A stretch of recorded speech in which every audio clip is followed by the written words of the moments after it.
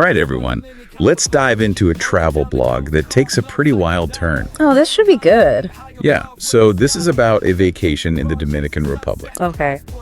And our blogger ends up, well, she finds herself in a situation that she did not expect at all. Imagine trying to have a fun night out and accidentally ending up in, well, she calls it a working girl's bar. Wow, travel can definitely throw you some curveballs. Definitely. That's what makes this deep dive so interesting. This story is full of like cultural clashes and, well, some awkward moments for sure. But it also makes you think about how like we all handle being in a totally new place. You know? Yeah, absolutely. It really highlights how travel can kind of force you to confront different ways of life and challenge those assumptions you might have. Totally. And this whole thing unfolds in the Dominican Republic between two towns, Sosúa and Cabarete. Have you ever been there? No, I haven't, but I've heard they're both beautiful. Yeah, and the blogger and her friends were staying right between the two. That's interesting. Two towns side by side, but with different vibes, it sounds like. Right. She talks about Cabarete as this like super relaxed, touristy surf town, lots of beach cafes, friendly people, that kind of thing. Sounds idyllic, like the perfect spot to just unwind and soak up the sun. Totally. But then there's Sosúa. And Sosúa is where things take a turn, I bet. You bet. So picture this. They head over to Sosúa. They're a little lost, kind of hot, and definitely ready for a drink. They spot a bar and decide to pop in. It's only once they're inside that they realize, well, it's not what they expected at all. No, I bet. That feeling when you walk into a place and realize, I am not in Kansas anymore. Exactly. She describes it as being full of older American tourists and a lot of young Dominican women. I can already sense the awkwardness creeping in. Yeah, and it gets even more awkward because then one of the women mentions a price. $30 for the whole night, she says. Whoa. That's a pretty blunt reality check. Yeah, it definitely forces her to think about this whole other side of tourism that, isn't always talked about. It's true. Travel can sometimes expose you to realities that are very different from your own and maybe force you to confront some uncomfortable truths about the world. And it's interesting how this one detail, the price, kind of opens up all these questions like what are the economics of this situation? What are the motivations of everyone involved? It makes you think, doesn't it, about Really? the choices people make and the circumstances that lead them to those choices. Definitely a lot to unpack there. Yeah. So here she is, trying to process this whole thing. And she doesn't speak much Spanish. Oh, that adds a whole other layer of complexity. Oh, yeah. On top of all that, she's trying to explain to one of the women that her male friends are off limits. But she's using mostly gestures and whatever little Spanish she can manage. I can just imagine the scene. The language barrier, the cultural assumptions, it's a recipe for miscommunication. Yeah, and it totally backfires. Despite her best efforts, the woman just keeps repeating $30. Like, what was going through her mind during that? Was she just not understanding? Or was she choosing to ignore her? It really makes you wonder, was it a genuine misunderstanding? Or was there a deliberate attempt to just brush off her signals? That's the thing about cultural differences, right? What seems totally straightforward in one culture can be interpreted so differently in another. Absolutely. And I think this story highlights that so well. The narrator is trying to communicate her boundaries, but they just aren't getting through. Maybe they're just talking past each other, focused on totally different things. And that brings us to the big question. What did the woman actually think was going on during that whole exchange? Was it all about the money for her? Or was there something else at play? It's like we're looking at two different worlds colliding, right?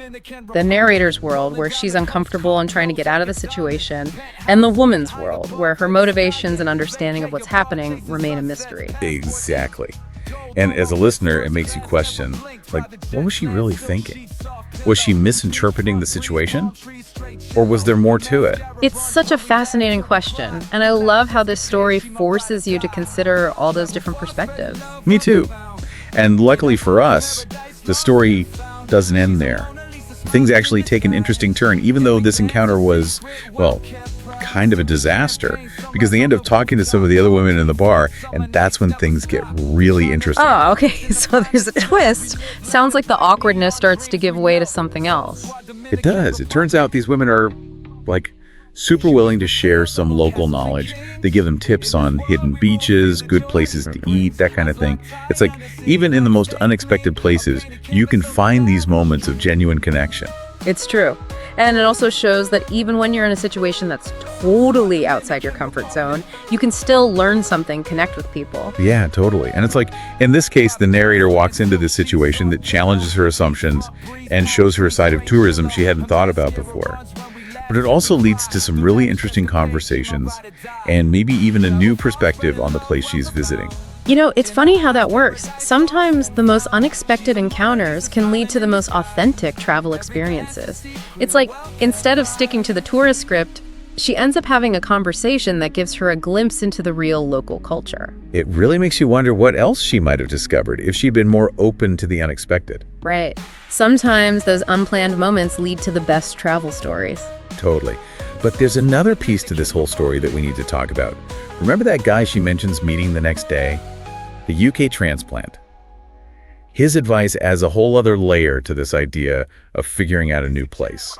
Yeah, he kind of comes in with this, like, voice of reason thing.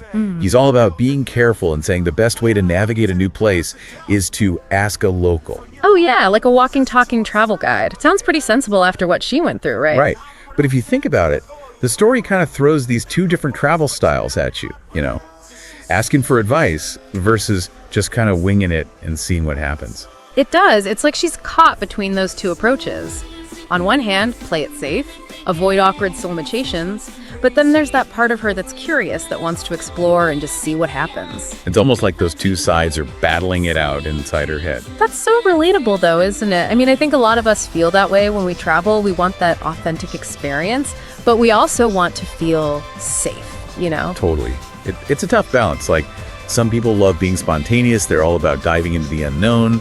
Others like things more planned out. They want to see the famous spots, have a guide, that kind of thing. And neither way is wrong, right? It just depends on the person, their travel style, I guess. But in this story, it does kind of make you think about, maybe stepping outside of that comfort zone a little bit, even if it means things could get a little awkward. Because you never know, right? Maybe that awkward moment turns into something amazing. You find a hidden gem or a story you'll never forget. Like she said, sometimes getting lost can lead to the best discoveries. That's so true. And I think what makes her story so great is that she can laugh at those awkward moments. Instead of letting it get to her, she finds the humor in it and actually learns something from it. Yeah, I love that she doesn't try to pretend it didn't happen, but she also doesn't let it ruin the whole experience. Being able to laugh at yourself, especially in those situations, is so important, I think. It really is. Humor can be like a bridge, It helps you connect with people, even when things get lost in translation. Yeah. And, even though those first moments in the bar were pretty rough, the story shows how you can still connect with people in the most unexpected ways. She ends up having these awesome conversations with those women, getting tips you wouldn't find in any guidebook. Exactly. People are usually happy to share what they know, even with strangers. You just got to be a little curious and willing to chat. And that's where she really stands out, I think. She could have just shut down after that first awkward thing, but she doesn't. She stays open, keeps asking questions. And that leads to some really cool stuff. Yeah, like the awkwardness pushes her to go deeper, experience the local culture in a way she wasn't expecting.